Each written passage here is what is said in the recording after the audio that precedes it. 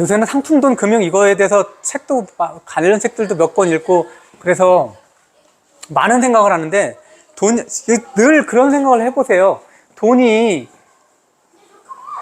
왜, 어떻게 해서 생겼고, 돈의 역할이 뭔지, 그럼 그것을 움직이는 기관인 금융이라는 것은 금융기관은 어떤 역할을 하는 건지, 그리고 우리가 필요로 하는 물건들은 어떻게 해서 나왔는지라는 이 세 가지 관계, 돈, 금융기관, 상품, 이 세 가지를 관계를 스스로 한번 정립을 해보세요. 되게 많이 공부가 돼요. 새로운 책을 보지 않아도 돼. 기존에 가지고 있는 경험과 지식만 가지고도 충분히 가능하거든요. 근데 그런 생각을 실제로 하질 않아요.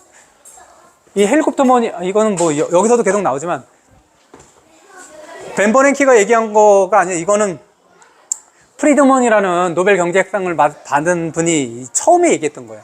헬리콥터 머니라는 건 뭐냐면 우스갯소리처럼 들리잖아요. 헬리콥터를 타고 올라가서 달러를 그냥 거리에다 뿌리는 거예요. 거리에다가. 왜 이런 행동들을 할까? 저렇게 하면 욕먹을 것 같잖아요. 그리고 좀 만화스럽잖아요. 왜 저렇게 하냐면, 이거 잘 보세요. 미국의 기준금리가 우리는 2년 전에 0.5였지만 미국의 기준금리는 2년 전에 0.25였어요. 거의 제로금리에 가까웠어요. 근데 제로금리에 가깝다라는 건 돈이 많이 풀렸다라는 거잖아요. 돈이 많이 풀렸는데도 불구하고 경기가 침체됐다. 경기가 침체됐어요. 그러면 지금 금리는 제로금리에 가까워요. 그러면 더 낮출 수가 없잖아요. 돈을 더 풀어야 된다는 얘기잖아요. 그럼 어떻게 해요? 금리가 바닥인데도 불구하고 경기가 침체돼? 돈을 이렇게 많이 풀었는데?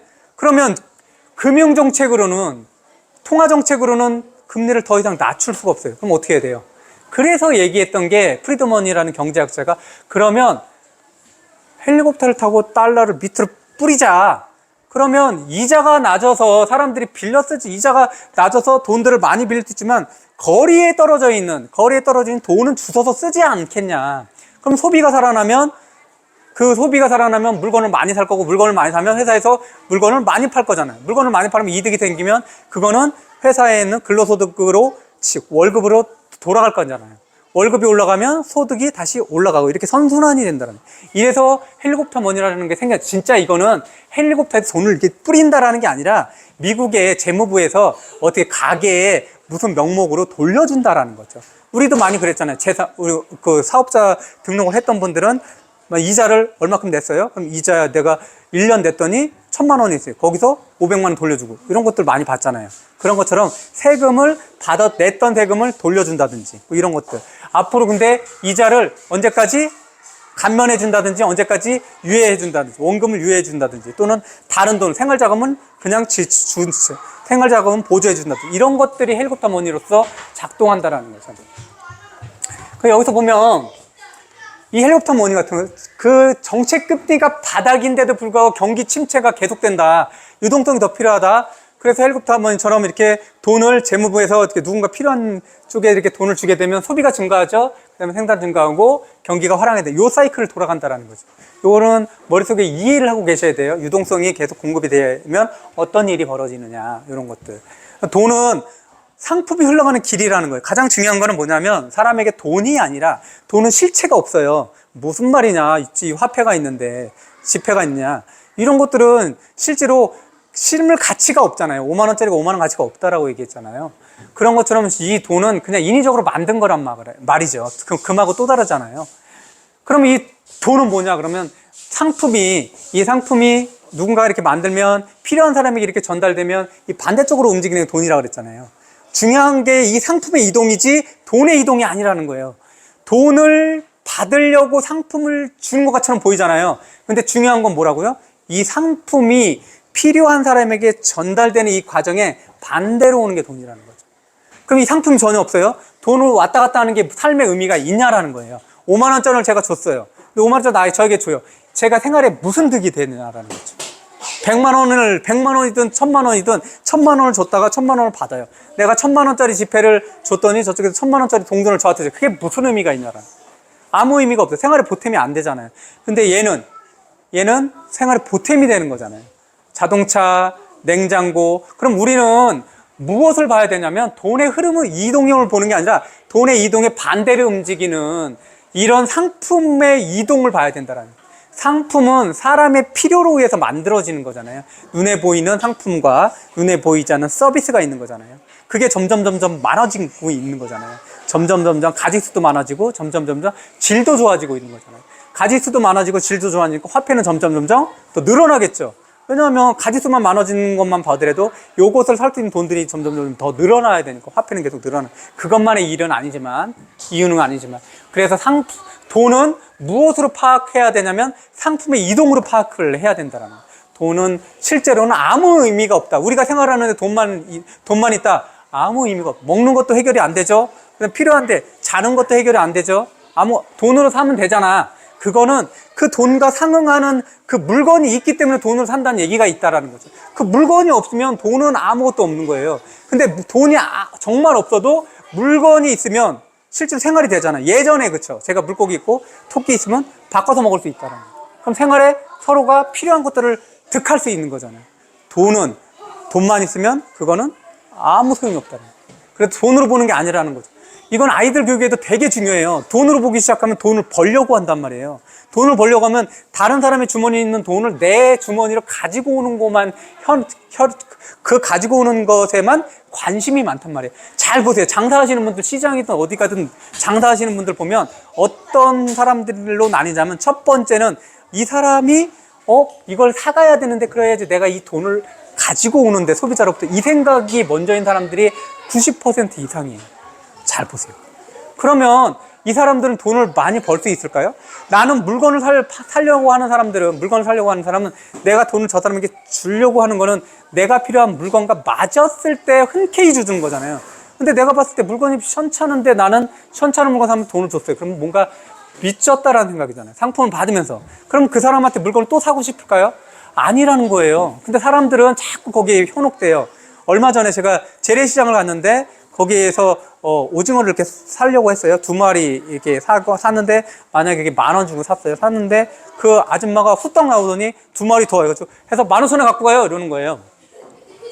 그냥 아무렇지도 않게. 왜 그러겠어요? 조금 지나면 이제 못 팔 수 있을 것 같으니까. 그럼 그 아줌마는, 그 물건을 파는 아줌마는, 그 물고기를 파는, 오징어를 파는 아줌마는 뭐예요? 야, 이거 더 놔두면 팔지 못할 수도 있는데 이 사람한테 넘기고 나는 15,000원이라도 건져야 되겠다는 생각을 하는 거죠. 그 사람이 저에게 저를 우선으로 생각했다면 이 물건이 2개를 10,000원에 주는 게 저 사람이 더 이득이 될까? 또는 4마리에 15,000원 되는 게 이득이 될까라는 기준으로 생각했으면 얼른 나가 담아가지고 그렇게 저를 주지는 않았을 거라는 거죠. 근데 대부분의 장사하시는 뿐만이 아니라 물건을 파는 사람들은 그런 입장을 가지고 있어요. 내 물건을 저 사람에게 줘서 저 사람의 필요가 해결됐으면 좋겠다라는 마음은 없고, 저 사람이 나에게 돈을 빨리 줘야지, 그래서 이 거래를 빨리 성사시켜서 나는 돈을 나에게 가지고 와야지라는 생각을 한다라는 거죠. 돈은 한 번의 거래에서 그 돈을 가지고 올 수는 있지만 그 사람의 마음은 가지고 오지 못한다라는 거예요. 그 사람 마음은 언제 열리냐면, 내가 필요한 물건을 좋은 물건을 가지고 왔네. 그걸로 충분히 내가 문제를 해결했어. 라는 좋은 마음이 생기면 내가 다시 그 물건을 판 사람에게 또 사줄 거라는 얘기죠. 근데 사람은 거꾸로 한단 말이에요. 그게 뭐냐면 상품을 보는 게 아니라, 물건을 보는 게 아니라 돈을 본다라는 거예요. 돈을 가지고 오려고 하는 거예요. 다들 그렇잖아요. 내 주머니에 10,000원이 있는데 누군가 가다가 내 10,000원을 끄집어 가려고 해봐요. 그러면 당장 신고할 거 아니에요.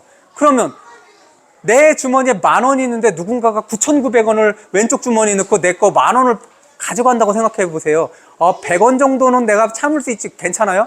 안 괜찮다라는 거죠. 근데 그거는 다 안 괜찮은지 알면서 지금 장사하시는 분들이나 뭔가 사업을 하시는 분들이나 남의 필요를 물건으로 바꿔서 팔려는 사람들은 대부분 그런 똑같은 행동들을 하고 있다는 거예요. 내 물건을 10,000원짜리를 10,000원을 받으면서 9,900원짜리를 빨리 주고 나는 10,000원을 받아야지, 이런 생각을 하고 있다는 거예요. 한 번의 거래, 2번의 거래는 될 수 있지만 3번의 거래, 10번의 거래, 100번의 거래는 안 된다는 거죠. 단번에 팔아가지고 수입을 남길 수 있는, 돈을 벌 수 있는 그런 장사가 어디 있어요. 우리는 그러고 있지 않냐라는 거예요. 이건 장사만이 해결되는 게 아니라 돈을 많이 번 사람들이 얘기하는 게 결국 뭐냐면, 진짜 미국에서 굉장한 부자인데 딸에게 이 얘기를 해요. 네가 정말 부자가 되고 싶고 성공하고 싶다면 네가 회사에 취직하는 그 회사에 첫 번째로 들어가고 맨 마지막에 나와라. 10년을 그렇게 하면 너는 그 회사에서 제일 인정받는 사람이 될 것이다라고 얘기합니다. 모든 사람 다 똑같아요. 우리가 월급을 300만 원 받잖아요. 그러면 어떤 생각들을 가지면 나는 200만 원어치만 일할 거야. 그러면 저는 100만 원 더 버는 것 같아요. 이런 생각들 되게 많이, 저도 되게 많이 해요. 저도. 그런데 실제로 돈은 어떤 사람들에게 가냐면 내가 월급이 200만 원, 300만 원이면 나는 적어도 300만 원 이상 일한다. 400만 원어치 일하고 500만 원어치 일해요. 들어가서. 그러면 이러다 주변에서 저거 호구야, 저 바보야 이렇게 얘기하는, 손가락질 한다. 그리고 누가 똑똑해 보이냐면 300만 원어치 월급을 받으면서 100만 원어치 일하는 사람이 진짜 주변에서 보면 똑똑해 보여요. 아, 쟤 머리 좋아. 야, 쟤 밀어난 거 봐. 쟤는 300만 원 받는데 500만 원어치 일해줘. 근데 실제로는 모든 게 거래요. 모든 게. 그러면 그 사업을 경영하는 사람 그게 안 보일까요? 우리 같은 일반적인 사람들도 다 보이는데? 다 보이잖아요. 우리 아이들도 다 보이고. 그 교실에서는 그런 아이들이 안 보일까요? 그럼 내가 선생님이고 내가 회사 오너면 누구하고 일하고 싶고 누구하고 뭐 진짜 내가 뭔가를 나눠주고 싶으면 누구 먼저 나눠주고 싶겠어요? 돈은 내가 뭔가를 주고 싶다라고 했을 때 실제로 표면화되고 수치화되고 시각화된 게 돈이란 말이에요. 그런 마음을 표현하는 게 돈이란 말이에요. 누구에게 줄 거냐라는 거죠. 300만 원짜리 300만 원은 줬는데 100만 원짜리 일하는 사람한테 계속 하겠어요? 만약에 감원을 해야 되는 그 상황이면 누구를 먼저 정리하겠어요? 그거 다 인지상정이지 않을까요? 모든 게 다 그래, 모든 게. 그래서 제가 아이들에게 늘 얘기하는 게 이런 얘기들을 해요. 야, 네가 다른 사람들이 너에게 원하는 그 이상을 해줘. 바보라고 손가락질도 이상을 해줘. 그런 사람이 없어. 진짜로 없어요. 그리고 지금도 봐도 그래요. 저도 많은 그렇게 저도 거기서 자유롭지 않은데, 아, 나는 학교에서 진짜 8시간 근무인데 한 5시간 일했어. 와, 오늘 진짜 대박이네. 이런 생각들을 진짜 많이 한다라는 거예요. 그게 진짜 대박이라는 거냐라는 거죠. 정말 대박일까? 관계예요. 돈은 그 관계를 표현하는 그런 대상물이라는 거죠. 수단인 거죠. 돈은 실체가 그게 그래서 돈은 실체가 신용인 거예요. 다른 사람의 마음을 너는 얼마나 샀어? 그럼 그 산 만큼이 나에게 돌아온 게 돈이라는 거죠. 늘 말씀드렸잖아요. 모든 것은 사람을 통해서 나에게 들어온다라는 거죠. 돈도 그렇고 다른 것도 그렇고 모든 것은 사람을 통해서 들어와요. 하늘에서 떨어지는 게 아니에요. 비 올 때 그냥 쭉 해가지고 1000만 원짜리 뚝 떨어지는 거 아니잖아요. 사람을 통해서 들어오는데 그 사람이 나에게 들어올 때 뭘 보고 들어오겠냐라는 거예요. 뭘 보고. 그래서 금융기관은 이렇게 돈의 양을 줘. 돈은 실제로 상품이 흘러가는 그런 길이라는 거고, 금융기관은 이 돈을 얼마나 많이 풀지, 많으면 덜어내고 적으면 보태주는 그런 역할을 하는 게 금융기관이에요. 은행이죠. 중앙은행에서부터 해가지고. 그럼 재정정책은 뭐냐? 이게 이런 거죠. 코로나 시국에 그런 게 있었어요. 금리를 계속 낮췄어요. 연준에서 금리를 계속 낮추니까 돈이 없으니까, 쓸 돈이 없으니까. 그러면서 연준 의장이 뭐라고 얘기했냐면, 야, 돈은 우리가 풀었어. 근데 나는 시중에 돈을 푸는 것까지는 우리가 할 수 있는 일이야. 근데 야, 자영업자들에게 돈 주는 건 우리가 할 수 있는 일이 아니야. 이런 건 누가 해야 돼? 니네 재무부에서 해야 돼. 재정정책으로 해야 돼. 재정정책으로 가능하잖아요.